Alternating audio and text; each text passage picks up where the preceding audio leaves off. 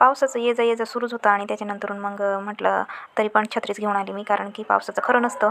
तर असं बारीक चालत होता आणि त्याच्यानंतरून तुम्हाला दिसतंय समोर की तुम्हाला पाऊस नाही आहे, पण बारीक असा रिमझिम रिमझिम येत होता. आणि हनीला घ्यायला आले होते इथं. तर हनीची क्लास सुटलेली होती. खूप वेळ झालेला होता, तिथं उभी होती मी. आणि एकटं ना असं कसंच वाटतं की एकटं बाईचं जाताना म्हणजे उभं राहिलं का कसं तरी वाटतं मनाला. तर विचित्रच वाटतं म्हणा. तर तिला सांगत होते की बाई लवकर येत जा.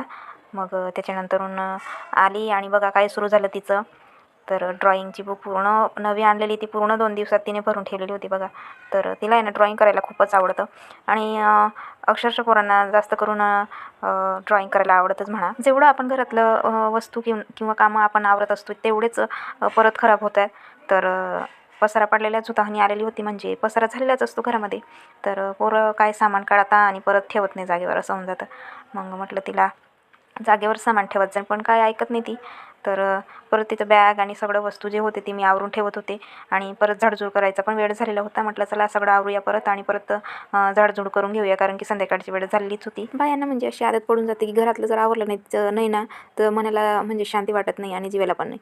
तर जोपर्यंत घरातलं काम आपण पूर्णपणे आवरत नाही आणि तोपर्यंत आपला जीव काही शांत राहत नाही आणि पसारा तर बघितला जात नाही जीवाला. तर असं असतं बायांचं. आणि स्वतःला बघितलं तर बाप रे बाप, भोया खूपच जास्त घनदाट झालेल्या होत्या बरं का. म्हटलं आता काय करावं, कारण की माझं शेफेना बिघडून गेलेलं आहे. म्हटलं नंतरच करते एकदाचं.